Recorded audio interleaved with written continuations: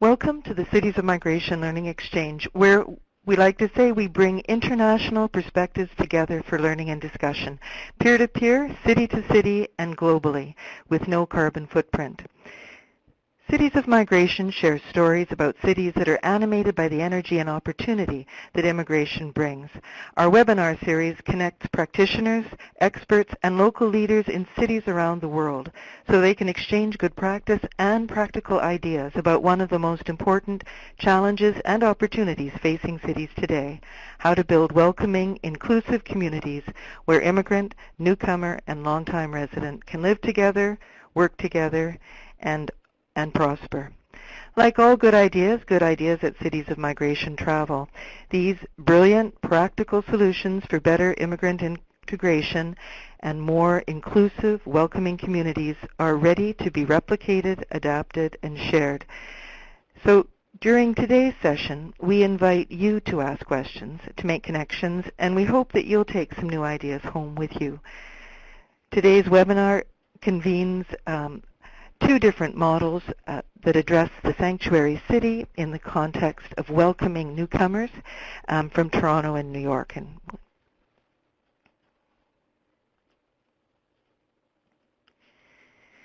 now I'm pleased to present today's webinar, Sanctuary Cities, Challenges and Opportunities.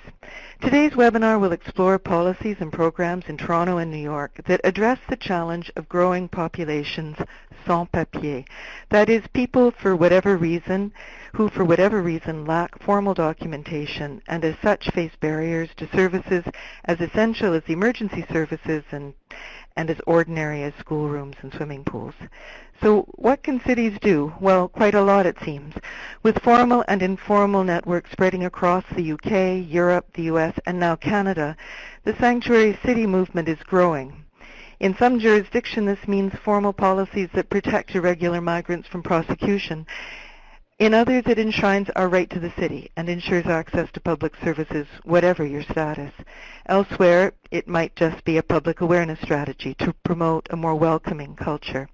Whatever the particulars, in an age of high mobility and open borders, what all these cities have in common is a growing population of vulnerable residents who may be falling through the cracks.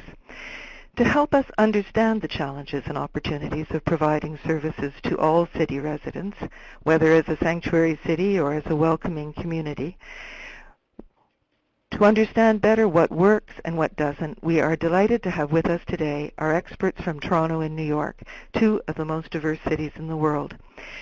We are joined by Toronto researchers Dr. Idil Atak and Dr. Graham Hudson at Ryerson University, who will present new research on the rollout of Toronto's new sanctuary policies. Idil and Graham are both faculty with Ryerson University's interdisciplinary criminology program, which examines the key players and institutions that affect and are affected by the justice system, along with its concerns for human rights and social justice. From New York, we are joined by Sonia Lynn, General Counsel with the Mayor's Office of Immigrant Affairs, who shares practical insights from New York City's inclusive approach to city services, which includes strategies to address the challenges of a large undocumented citizenry. So now let's move on, and let me introduce our first guest speakers. Graham Hudson. We're starting in Toronto. Graham Hudson is an associate professor and undergraduate program director for the Department of Criminology at Ryerson.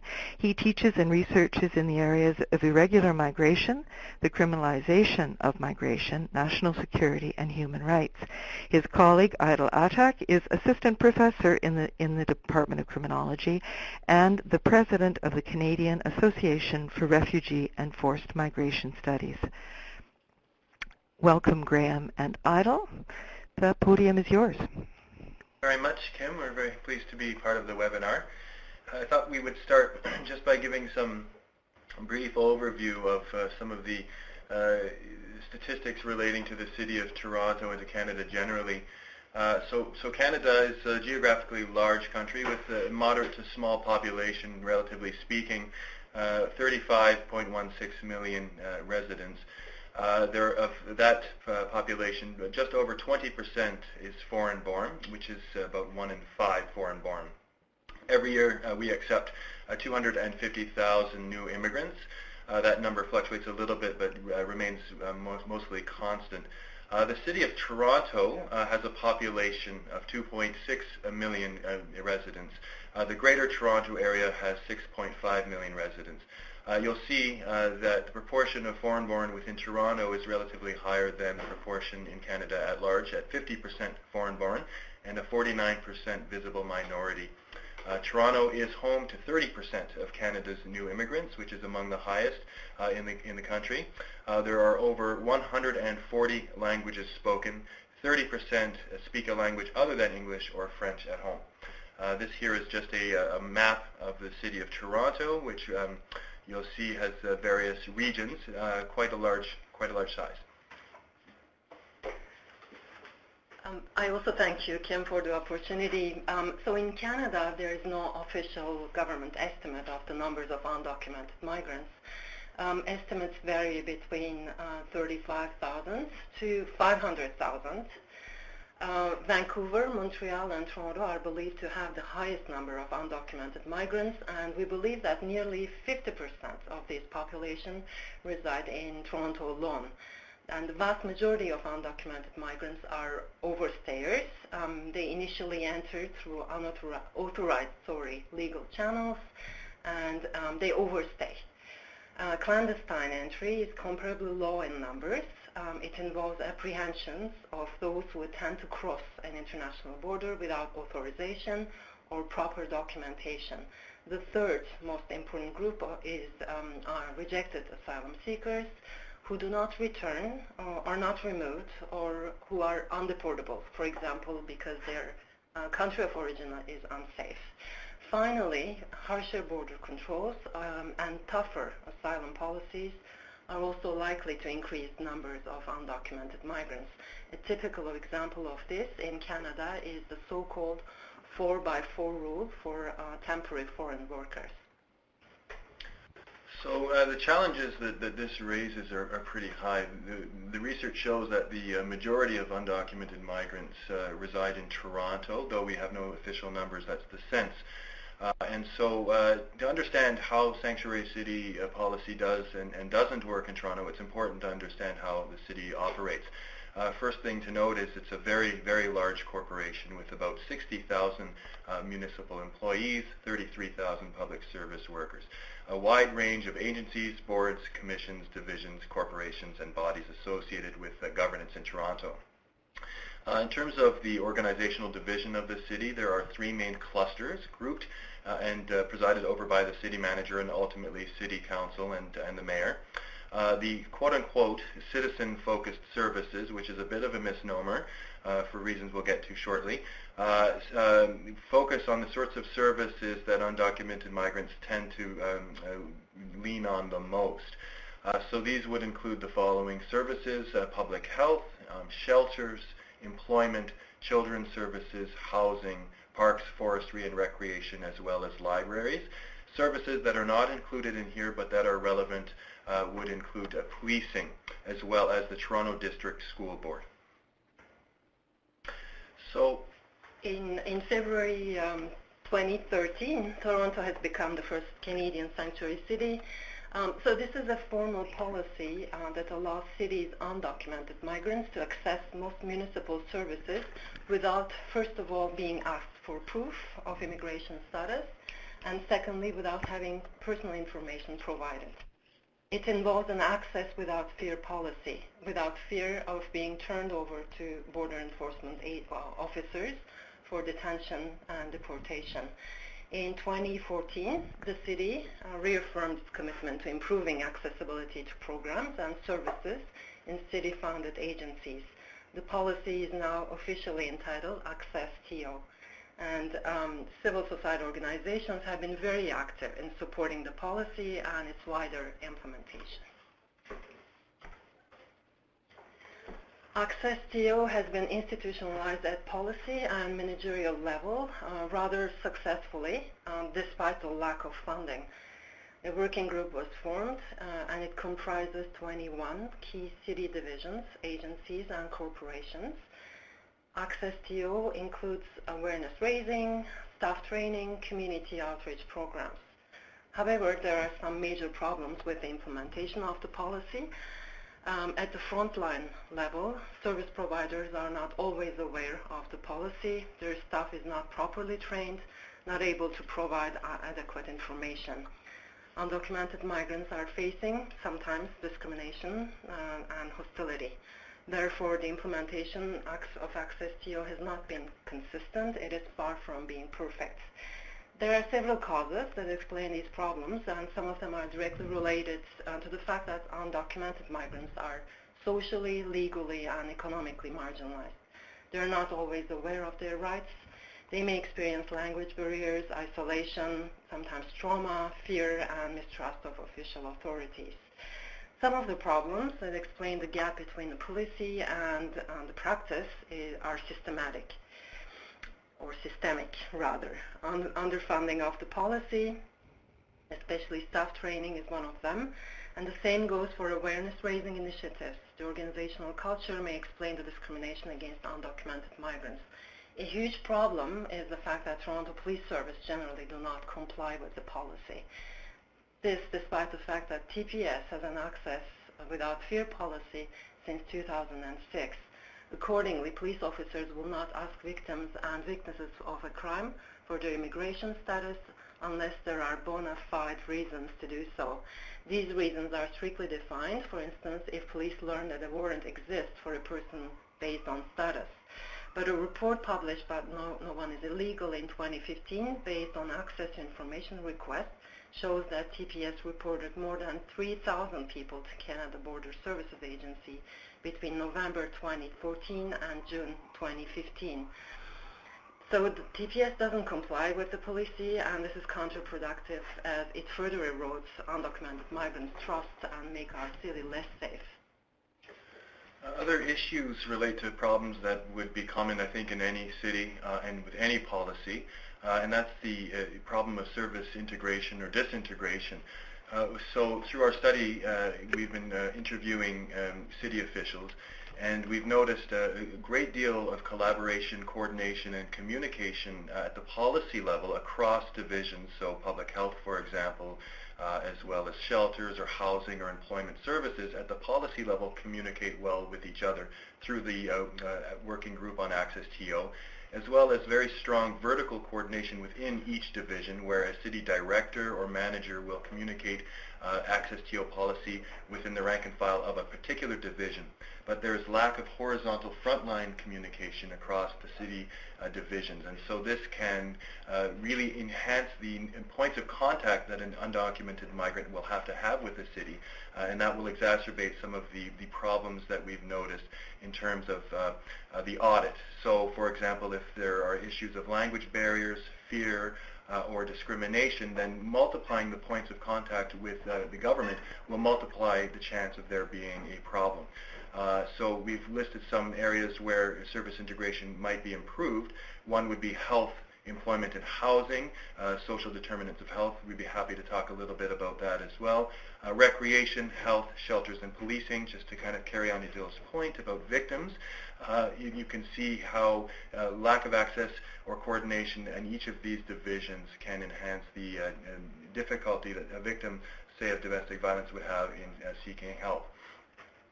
So this also, we think, inhibits community outreach, training, and cultivation of new organizational cultures, and it just makes the policy more expensive. Also, what we've noticed is almost an entire absence of intergovernmental communication between the city and the provinces as well as the federal government. The exception here would be on the issue of human smuggling or perhaps other issues that the government recognizes as being related to national security. There's one example where there has been sound communication, and that's in the area of education. So one example here would be provincial legislation that states that no child is to be denied a place in a school on the basis of immigration status. The Toronto District School Board has implemented a parallel policy, and as a result of this, information which is collected and put in a student's record is kept confidential and not forwarded to the federal government. Education has not done well in audits, but in terms of protection of information, that has been one of the strong points. Health is an example of poor communication, where undocumented migrants are uninsured, do not have access to most of the health care they need, including primary health care. And as a result, community organizations, doctors, nurses, and midwives have provided unofficial shortcuts, for example, free medical clinics. But there needs to be very strong policy and practically based communication about increasing funding for these clinics, regulating fees for medical services, and expanding eligibility criteria for insurance. The lack of demographic data on undocumented migrants is one of the main challenges. The federal government doesn't track the population through censuses. In fact, there is a lack of interest in undocumented migration. Federal government doesn't seem to consider it as a matter of concern despite the serious violations of the human rights of migrants. The municipal government doesn't collect data either because of the fear that the information will end up in the hands of law enforcement. In fact, privacy rights are invoked as a justification of not collecting information and as a barrier to the implementation of municipal rights. But the question is, how can you manage what you don't measure? And so in conclusion, we're just looking at some ways forward. The first issue is municipal ID cards, something that's been rolled out in New York, San Francisco, and other places. The city is kind of dragging its feet on this issue on the grounds that it would be expensive, that the ID cards are not necessary for most services because all that one would need is a proof of residence, like a utility bill. And thirdly, that any information collected could be required by the federal government to enforce deportation or detention. So one of the things that we're going to continue to look at is whether these positions are sound. We'd like to do some analysis of how other cities, including Montreal and Vancouver, who are in a similar situation, are dealing with the issue, as well as obviously looking in New York and other model cities.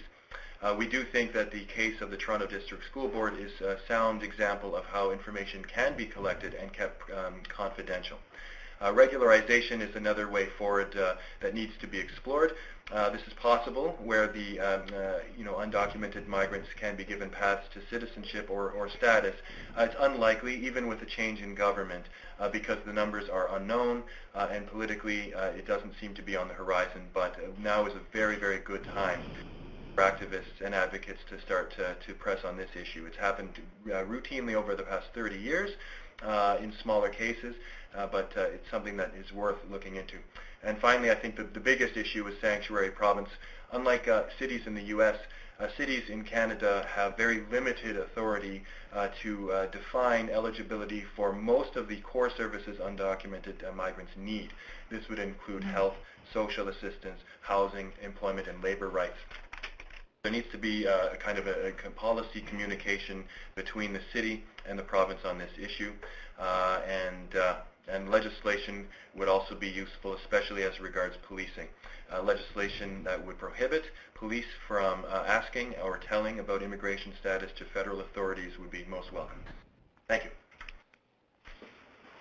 Well, thank you, Graham. Thank you, Idil, for sharing these very interesting and very current insights into some of the challenges that the Toronto Sanctuary City model presents, or policies like this present here in Toronto, but potentially present in any city. I think this is typical of new policy implementation, or the growing pains that cities see. We've certainly heard that that these policies are being rolled out unevenly across Toronto City Services and institutions. And I guess one of the questions that I'll have, maybe we can talk about this later, is whether some of that, I mean, it's one, of course, we understand how challenging that is in a very large public bureaucracy, but also how well do we really understand what the concept of undocumented is, and maybe it's important that there is a wider, broader, more public awareness of who these people are and why these policies are important. But we're going to go from some of the challenges to some of the opportunities that come with the shift from a sanctuary city to a welcoming city. It's now, and I'm sure there are going to be lots more questions from everyone. Now is the time to start, please, submitting them to the Q&A box. I see there's a lot of chat, but I'd like to see the questions in the Q&A box, and you can do that throughout the session. But let's turn now to our next guest speaker who joins us from New York City. Sonia Lynn is the General Counsel and Policy Director at the New York City Mayor's Office of Immigrant Affairs, where she works on policies and programs that promote the well-being of immigrant communities. Welcome, Sonia. The podium is yours. Great. Thank you so much. Can everybody hear me? Good morning, everybody. My name is Sonia Lynn, and I, as Kim mentioned, I'm the General Counsel and Policy Director at the New York City Mayor's Office of Immigrant Affairs. On behalf of our Commissioner, Nisha Agarwal, I want to thank you all for joining today's City of Migration webinar and extend thanks to Idil and Graham for their super interesting presentation about Toronto, and to Kim and Natasha from Global Diversity Exchange for having us on today's webinar.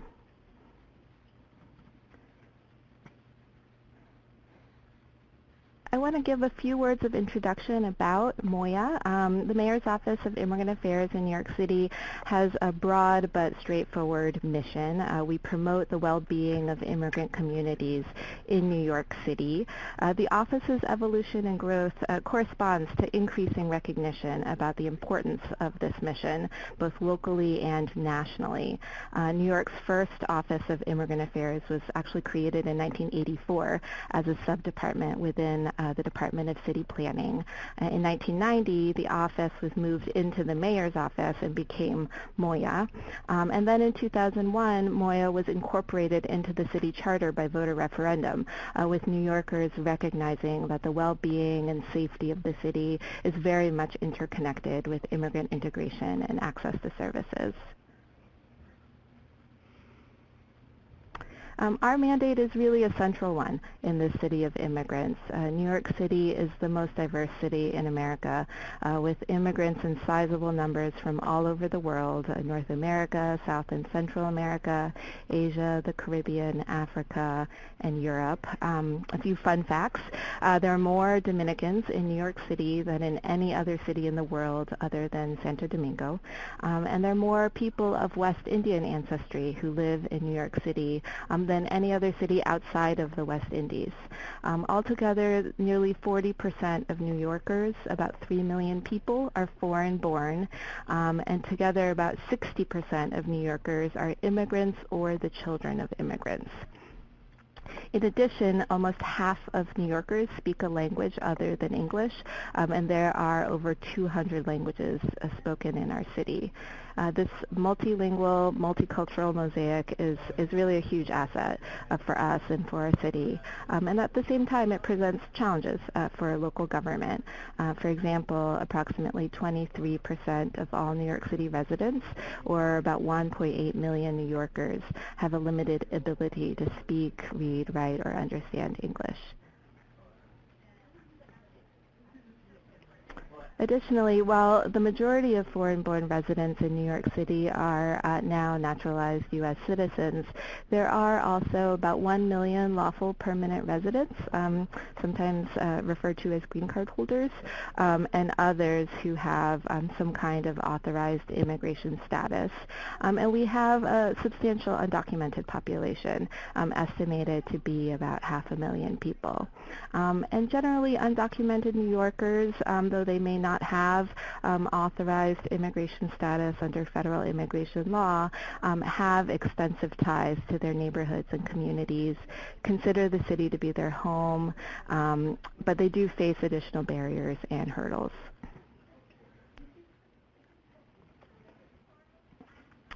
In this administration, MOIA has evolved to fulfill Mayor de Blasio's commitment to make the city more accessible and inclusive for immigrants. We have focused on several priority areas where we can have the most impact, and these are immigrant inclusion through programs like ID NYC, New York City's incredibly popular municipal ID card, as well as through our language access and interagency work. Through this priority area, we have really dedicated our efforts to ensuring that immigrants can access city services and resources and facilitate greater immigrant inclusiveness across the government.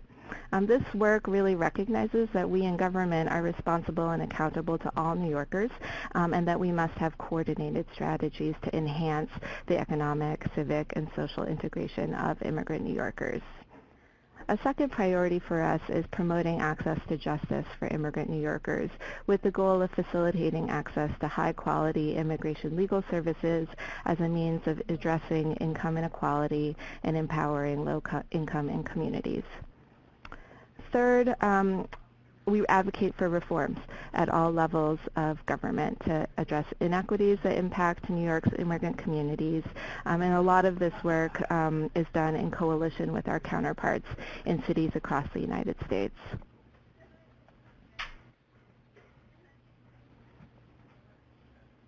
To talk a little bit more about these priority areas, I want to describe a few of our programs. We've talked about municipal IDs already, and so I want to talk a little bit more about New York City's program, ID NYC, which really has been hugely successful thanks to the combined efforts of local government leaders and a wide cross-section of committed community partners. ID NYC was launched in January of 2015. To date, the program has enrolled over 850,000 New Yorkers, newly connecting many cardholders to the security and the peace of mind that comes with having a government-issued photo ID. The program not only assists New Yorkers in accessing different aspects of the city, everything from entry into their child's school to access to the city's world-class cultural institutions, to access to prescription drugs, supermarket, and entertainment discounts. It also serves as an ID that permits a more streamlined access to the city's healthcare system for opening a bank or a credit union account at participating financial institutions. And it is accepted by the New York City Police Department for purposes of issuing a summons for low-level offenses in lieu of an arrest, which is what police officers need to do when an individual lacks photo ID. In addition, the ID honors cardholders' gender identity and provides information about their language preference and veteran status, among other information. And perhaps most important, the ID NYC card confirms a cardholder status as a New Yorker. A second program I'd like to highlight is Action NYC. Earlier this year, Moya, together with the City University of New York, launched Action NYC, which is the nation's largest investment by a municipality to prepare for President Obama's executive actions on immigration. Action NYC is a citywide, community-based program that offers immigrant New Yorkers the opportunity to get free, high-quality legal advice about immigration and connect to key social service referrals and programs. The start of the program has really demonstrated the great need for these services. We launched in February, and since that time we've reached over 16,000 immigrant New Yorkers. The last program I'd like to highlight is Cities for Action. In the area of advocacy that we work in, Moya leads the national initiative Cities for Action on behalf of Mayor de Blasio. And this is a coalition of over 100 mayors and municipalities that have come together in support of federal immigration action and reform. Through Cities for Action, we've coordinated with cities throughout the country to support greater refugee protections, decry federal efforts to defund so-called sanctuary cities of critical public safety funding.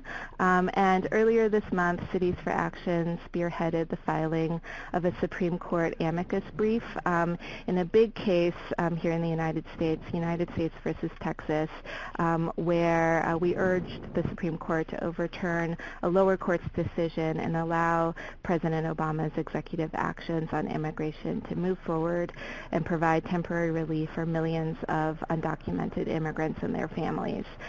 This brief was signed by over 115 cities and counties, representing 35 states and an estimated 55 million people, including over 15 million immigrants.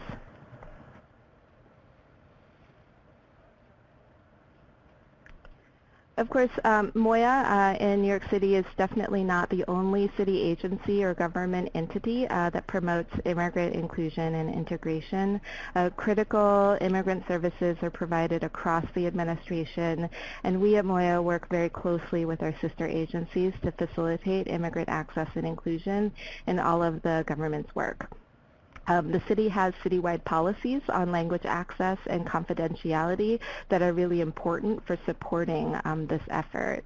First, on language access, consulting with sister agencies on language access is very core to our mission. MOIA has led an unprecedented investment in this administration in language access across the government here in the city, starting with local laws that set the foundation, additionally putting real resources into our commitment for equity and access. So we've engaged senior staff at city agencies to come together for discussions, trainings, collaboration on various aspects of language access. And in addition to sort of oversight and technical assistance efforts, we've helped lead significant investment and commitment at the agency level, as well as working with City Hall and their press office, the Speaker's office at the City Council, and a local School of Journalism at the City University of New York to develop a directory of ethnic and community media as part of an effort to increase engagement and advertising across the city in ethnic and community media outlets. With respect to confidentiality, we recognize that confidentiality is crucial, especially with respect to sensitive personal information, including immigration status, and that is really a tool that allows for successful immigration access or immigrant access to city services and resources. And we here at MOIA consult with our sister agencies on confidentiality issues with respect to our New York City immigrant residents. Again, our starting point here are strong local laws that provide for privacy and assure that New Yorkers can seek local government assistance regardless of personal or private attributes. And that is it for me. Again, thank you very much for having us on, and I'm happy to discuss any of these items further in the Q&A. That's great. Well, thank you very much, Sonia, for that brilliant presentation. And for sharing MOIA's sort of really groundbreaking experience in its thoroughness and with us today, and the very practical insights about both the municipal ID program and some of these newer programs.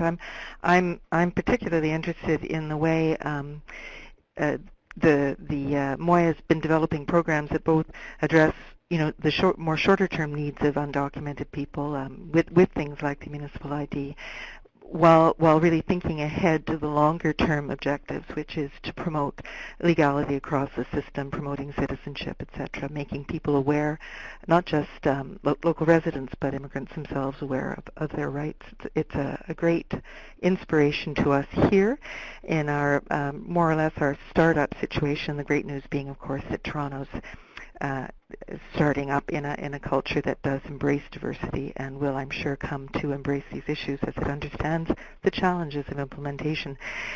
So that's great. Thank you, Idil. Thank you, Graham. Thank you, Sonia. We're now going to move to the formal Q&A, and I think everyone's learned a great deal from these great ideas, all of which are ready to be replicated or adapted in a city near you. So please take note, connect, get started. And as we go to the Q&A, I'd like to encourage everyone to continue submitting questions to our speakers, and we'll get to those in a moment. But I'd like to start the Q&A with a question, a very ordinary question, really, to all of you, and that is, in your experience, how common or uncommon are sanctuary policies or welcoming policies that are inclusive of all city residents, like those we've heard about in Toronto, New York City? I mean, what does that tell us? Is this a growing issue for cities, or is it still flying beneath, below the radar? And maybe we could start with Graham on that one. Yeah, I would say that it is growing in Canada at least. since Toronto declared officially access TO policy, Hamilton and Vancouver have done something somewhat of the same after doing some research on the experience of Toronto as well as American cities. They've been rolled out, and it's too soon, I think, to see what the challenges are or what the progress has been. There's been talk, from what I hear informally anyway, in smaller cities as well, such as London, Ontario, and certainly Montreal. There's been a lot of activity, somewhat similar to Toronto. There's been activity that's been spearheaded by advocacy groups and activist groups such as No One Is Illegal for quite some time. There's been unofficial movements going on within certain quarters of the city, but from what we're hearing, there's a great push to make this more official in Montreal. I think I would still say it's uncommon, but it's growing, and we hope to see it continue to grow. But I think more importantly, we hope to see that the policies actually get practical traction. And how about you, Sonia? What would you say about policies like these? I do think, I agree, I do think that there are a growing number of local jurisdictions across the United States that really recognize the invaluable contributions of their immigrant residents, both documented and undocumented, and have developed welcoming strategies to facilitate their integration. And I think that municipal ID programs are a really great example. There are a growing number of jurisdictions in the U.S. that are adopting these programs.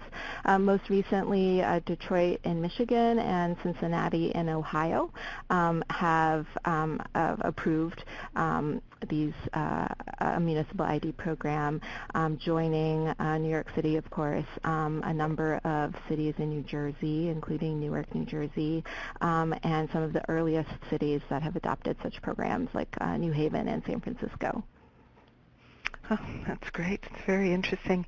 And another question, one that comes up in almost any domain, of course, but that that is the distance between policy and practice. It can be so enormous. Policy is it can so often remains aspirational and is much more difficult to deliver into practical and effective practice.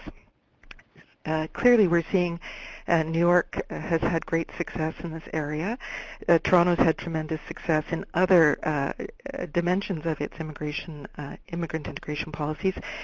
So let's ask all of you what you think the secret is to making sure aspirational policy gets translated into action. And let's start with you, Sonia. Sure. I think that's a really great question, and I think using our experience with IDNYC is a good way of getting to some of what you're talking about in terms of bridging the distance between policy and practice. It has been a really successful program here in New York, and I think that can be attributed to its design, its incorporation of robust benefits that appeal to a broad cross-section of New Yorkers, investments in fraud prevention and program integrity, and real commitment across the city government to make the program a success, from City Hall and the Mayor's office to our really, really important agency partners here in New York City. But I would also say that, kind of the successful design of the program is really thanks to robust dialogue and partnership with all the partners and stakeholders that are involved in a program like this from the very outset. So, for example, we worked closely with stakeholders as diverse as the police department, the various social service city agencies, and a really broad coalition of community groups and immigrant advocates from inception to implementation. and really, heeded their feedback so that we could design the strongest possible program and roll it out in a way that would effectively engage, all the different populations that we wanted to engage. Getting everyone on board. Great advice. How about Graham and Idil? Do you have a recommendation for how to make sure that policy gets translated into effective action? I totally agree with Sonia. From the city perspective, we need more funding, for sure. Funding the program and also collaboration between different services, more training for frontline staff. So these are really very important steps to take in order to translate policy into practice, an efficient and concrete practice.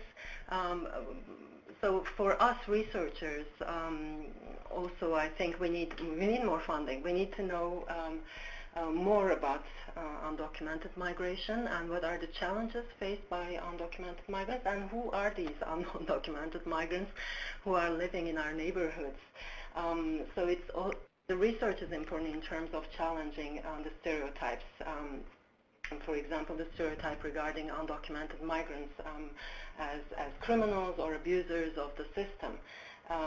So we need more research in order to show evidence-based research to show that they contribute to the society, they are not criminals, and they're experiencing considerable challenges in accessing justice and in having their human rights respected. But also add that we should expand voting rights for migrants. I think that would be something that would help at the municipal, provincial, and federal level. Well, that's an interesting final thought, Graham. Of course, municipal voting rights have been accorded to some European EU cities, but it's not something that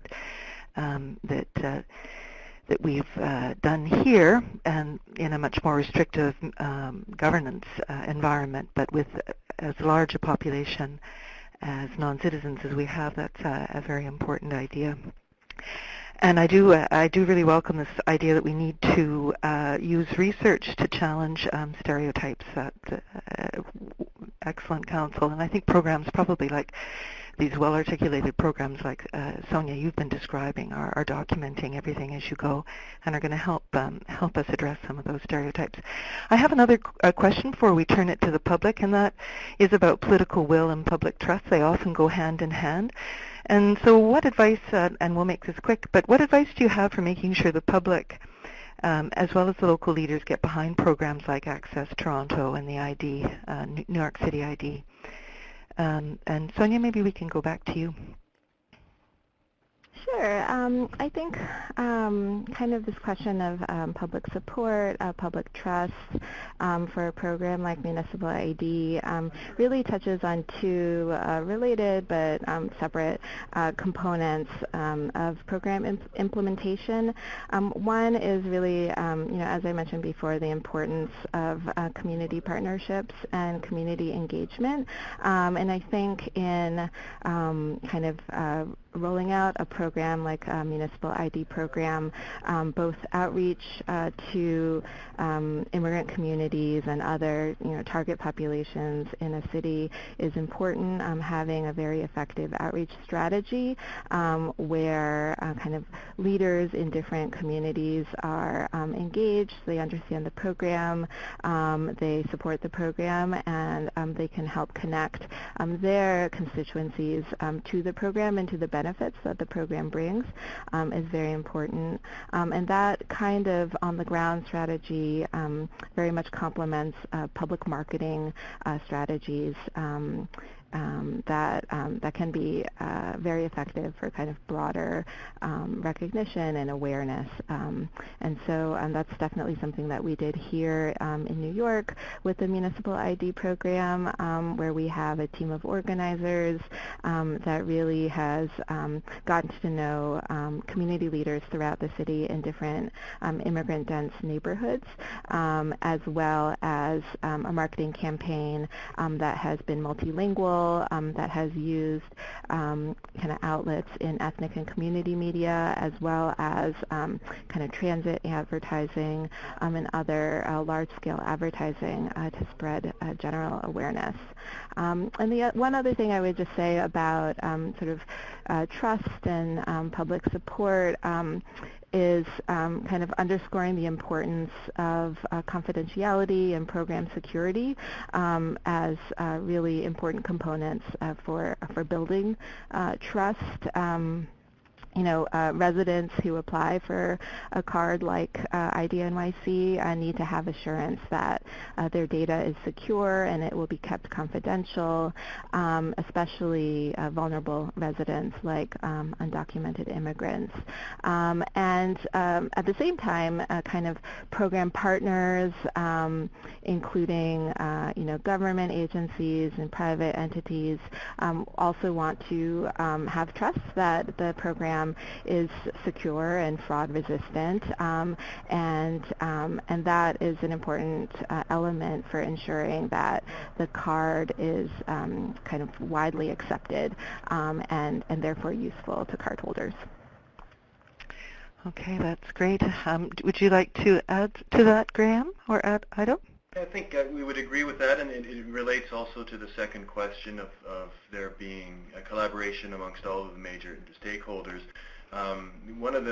We were interviewing a city councilor about the municipal ID card and asking him, what he thought the chances are of this being put through in the near future. And he was very committed to the idea. There was political will there, but he was being a politician. He was identifying the obstacles within city council and the mayor's particular political leanings.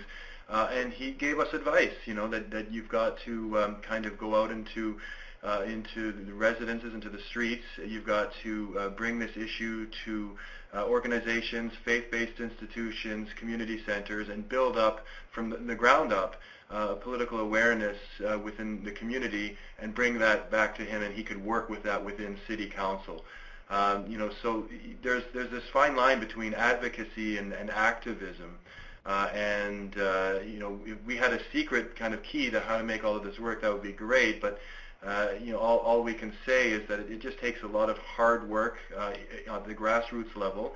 I think there are enough people in City Council in Toronto who would be able to work with that. But right now they need some support. And another thing to think about is how the issue is framed. One of the things that we also noticed that City Council is prioritizing right now is poverty reduction. If you look also in the health field, the way the issue is framed is health for the uninsured, which would include uninsured but insurable, such as homeless individuals, but also the uninsured and uninsurable, which would include undocumented or non-status migrants. So within each of these services, the way the issue is framed is pretty important. If it's framed in a way that kind of resounds with values of such as health or anti-poverty, there might be some traction there. Oh, very interesting.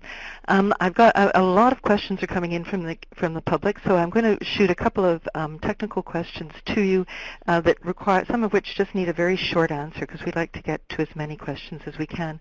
One question from James Simeon. He'd like to know whether there's a distinction between undocumented and irregular in these policies. And again, let's ask Graham for a very short answer. Is there a distinction between undocumented and irregular in the policies as they've been constructed? One of the problems with people working in the field is this confusion in terms of terminology.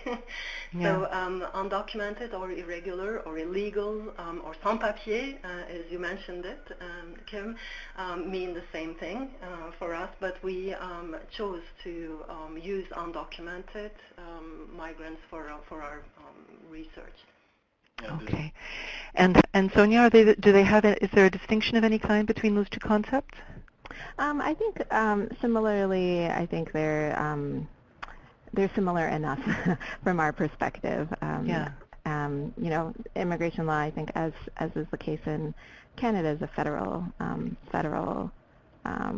within the federal government's jurisdiction, and from the perspective of us here in local government, those who are unauthorized or have who are undocumented or have an irregular status are oftentimes in a similar situation with respect to access to services. Okay, very good. So there's a lot of interest, a lot of questions are coming in around the privacy, the privacy policy, about how that data, how that data is collected, how it's stored, how it's protected. I have a question from Els Dugrau, who wants to know specifically about New York's privacy confidentiality law and whether it's similar or different from sanctuary policies in place in other cities.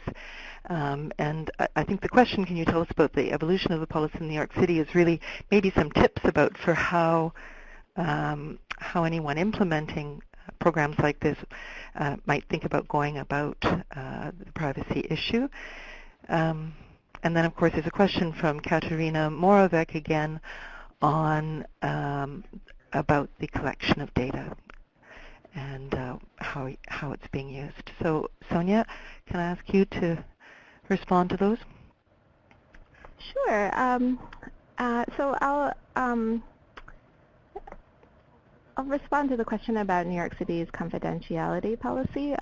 First, I think just to give a quick overview, New York City has had these long-standing policies, citywide policies on confidentiality, and since I want to say, and I'm sorry, I don't have the kind of chronology in front of me, but the latest iteration has been in place since the early 2000s, 2003 or so, and they're available online, and I'm happy to share the link with you, Kim, after the webinar. There are two executive orders 34 and 41 here in New York City, and that really apply across the city government about both asking about confidential information like immigration status of city residents when they're seeking the help and assistance of city agencies. And so with respect to asking, agencies are not supposed to ask unless they have to for purposes of administering the service or the benefit. And at the same time, if they come to learn of a resident's immigration status or other kind of confidential information about the resident, they're supposed to keep that information confidential and shall not disclose it unless it's required by law or that disclosure is permitted by the resident, or there is some kind of suspicion that there is a criminal activity involved other than just status as an undocumented person, which is not a criminal offense. And I think these policies have been relatively uncontroversial here in New York. I think for such a large city with a large immigrant population and a large undocumented population, there's just been this long-standing recognition that confidentiality and privacy are very important principles in order to ensure that all city residents can access critical city services and that government can function in the way that it needs to function. I believe, and unfortunately I don't have in front of me, that these kinds of policies are not unusual in other U.S. cities, especially large cities that have significant immigrant populations. But unfortunately, I think Chicago has a similar policy, as do several other cities, but unfortunately I don't have the list in front of me. Very interesting. Any recommendations from Graham and Idil about not just the collection of data, but the use of data to better understand this population, to address some of what we've heard about described as stereotypes earlier in the presentation? Certainly the collection of information is one of those, it's a dilemma. I mean, you need the information to identify demographic characteristics, what services may be required, what the barriers are, but at the same time, if you collect that information, there's a very real potential that it's going to be used for precisely the opposite, and that's to detain and deport. That's consistently the position of people who are very much behind the policy of access TO. Certainly people who want to see this policy work are fearful that the collection of information will end up in the wrong hands. The legislation in Canada that deals with this is the Municipal Freedom of Information and Protection of Privacy Act, and that states that a number of things. One, information that's collected must be maintained on a roster for a year. The second is that information must be handed over to another agency of the government at any level if there is a law enforcement or investigation purpose. And thirdly, that if there is legislation out there that gives any agency of the government the authority to demand that information, the city must hand it over. So in the context of education, that information, all student information must be kept on file. What happens is the information, if it's collected from a non-status migrant, is put into a very miscellaneous category called status pending, so that of all of the individuals who are in fact undocumented and enrolled in a TDSB, like a Toronto District School, they are put into the same category as individuals who are here with status. So anyone who would have access to this information could not identify an individual who does not have status. So the only condition under which that information, as far as we're aware, will be handed over to federal authorities is if federal authorities already have the name of an individual and have issued a warrant or are investigating that individual. We see no reason why that would be different if the information were held by the City of Toronto proper as opposed to simply the Toronto District School Board. The concern really would come down to whether the federal government would amend legislation to give, for example, the Canadian Border Services Agency authority to get that information. This is where kind of the legal aspect of the study comes up, because this raises a question of whether the federal government has the authority to force a creature of provincial authority to give information to it. Where there's no case law on this. It's unclear what would happen if the federal government started to become more active in trying to get this information from the city. Yeah, I think we could devote another webinar to that topic. But I do want to get these are very important issues, and we have some interesting questions again on the same topic of data privacy. There's a question from here from Fernando Nunez. I'm going to use it more as a comment. He notes that many undocumented migrants come from countries where there's a great deal of political neglect and oppression. There's very little trust, and so he's interested in how a municipal ID program can build trust in order to to reach out and engage those populations. I think Sonia has addressed some of that. There's a question from Guadalupe Chocoletto, who is interested in how that's affected public space, and another question from Monica, who Dalmacio, who wants to know. Actually, I'm going to I'll keep it right there. So one of the question from Fernando Nunez is about how you've built trust with communities that don't typically trust the public institutions for the reasons Graham's just described.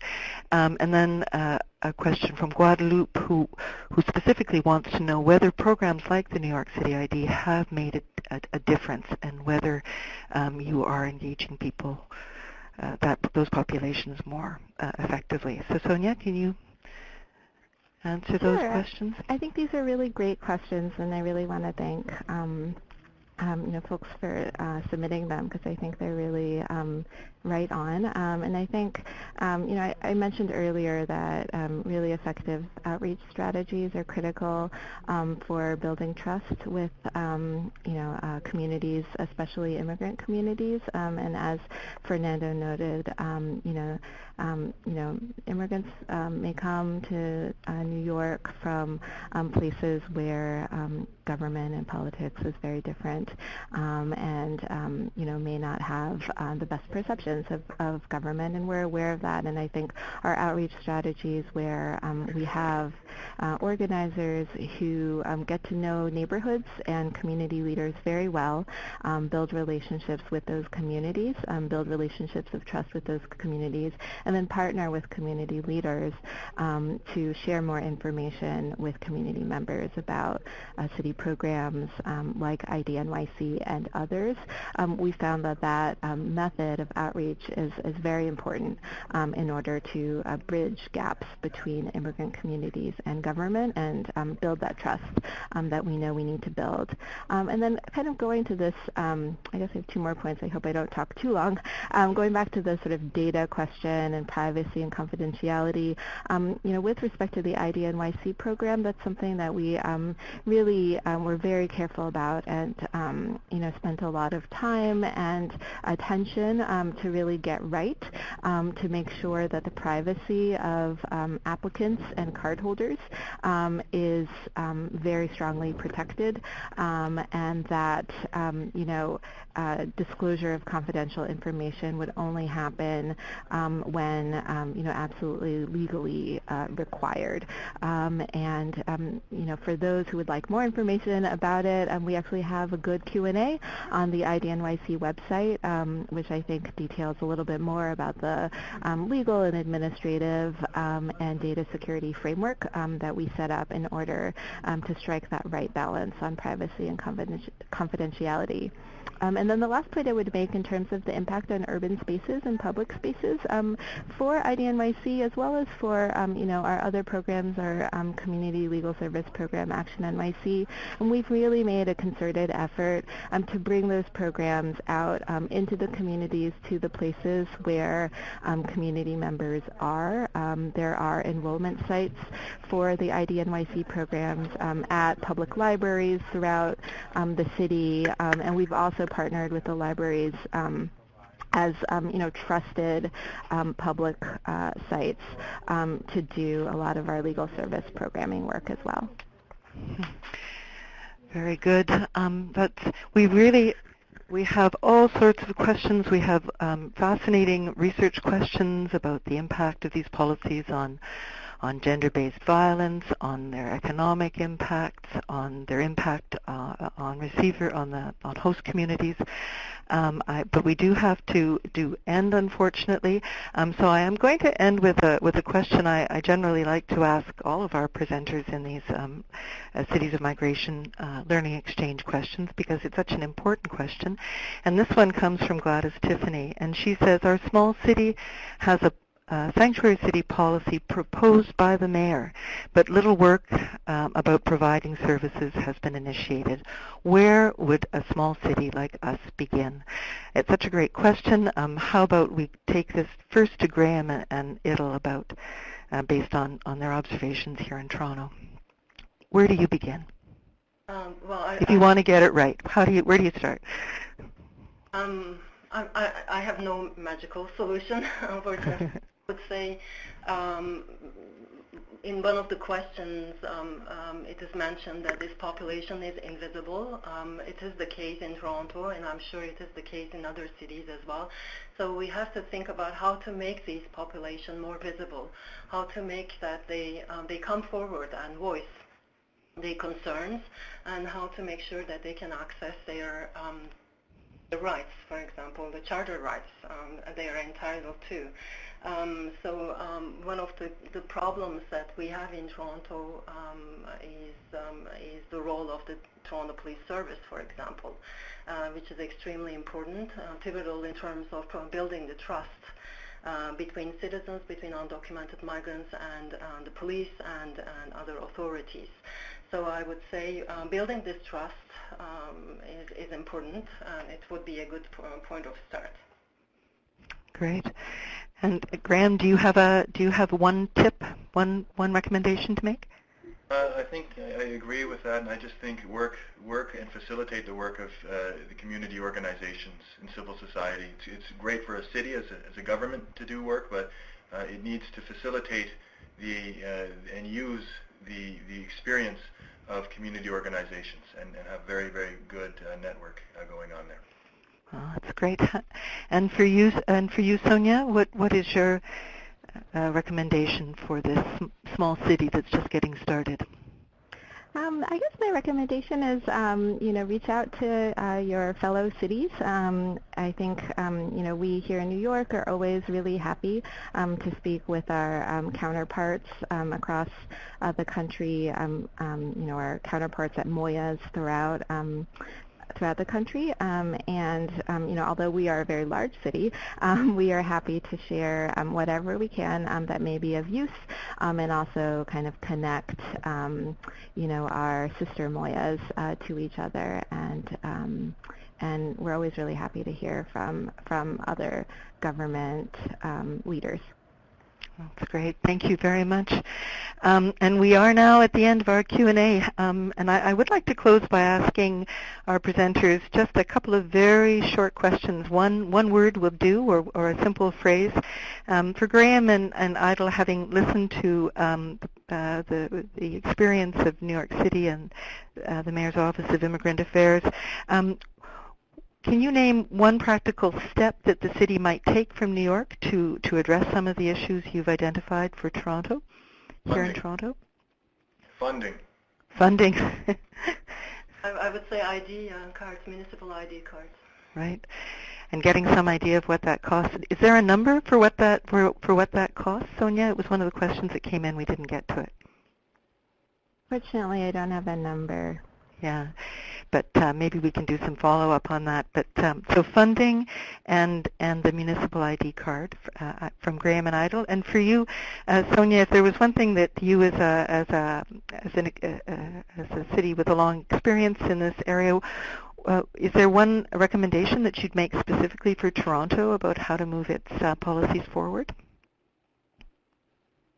Well, I think I'm going to take that question and tweak it a little bit. I think I really appreciated Idil and Graham's presentation, and I think, I think sometimes we're very U.S. focused, but there is a city that is so similar to New York, just north of the border in Toronto, and it's really prompted me to, reach out and further engage with our colleagues in Toronto to learn more and see how we can help support each other. Oh, wonderful. Isn't that a great answer? Thank you so much. Thank you to everyone. Our time has run out. That was a fabulous session. We'll try to get some of those unanswered questions in front of you through our newsletter and social media in the weeks to come. Right now, on behalf of all of our participants, the Cities of Migration team here at the Global Diversity Exchange, I would like to thank you, Graham Hudson and Idil Atak of Ryerson University in Toronto, and Sonia Lynn, General Counsel with the Mayor's Office of Immigrant Affairs in New York City, for a really brilliant exchange of ideas. And as always, a very special thank you to Natasha Mletic, who has produced this webinar this morning here in the Learning Exchange. So to our audiences in Toronto, New York, and in cities of migration everywhere, I'd like you all to imagine this excellent work being interpreted in your city, adapted by your organization, or changing the neighborhood you live in. We'd like to hear your stories and to share more good ideas and good practices, so let's stay connected. This webinar recording and downloadable resources will be available at www.citiesofmigration.org. Please bookmark the page and share it with your colleagues and networks. We really value your feedback. It's essential. So please give us your feedback on today's session, as well as ideas for upcoming webinars in the Learning Exchange. You'll see an online evaluation on screen that you can complete by clicking the link in front of you, and you'll also find that in your email. Today's webinar is brought to you by Cities of Migration at the Global Diversity Exchange, where local meets global to put great ideas to work in cities like yours. Thank you again to today's guests and audience, and a very special thanks to all of you out there in the business of creating, building great ideas that help build great cities. Enjoy the rest of your morning, afternoon, or evening, wherever your own city of migration finds you. Goodbye, everyone, and we'll see you next time. Bye.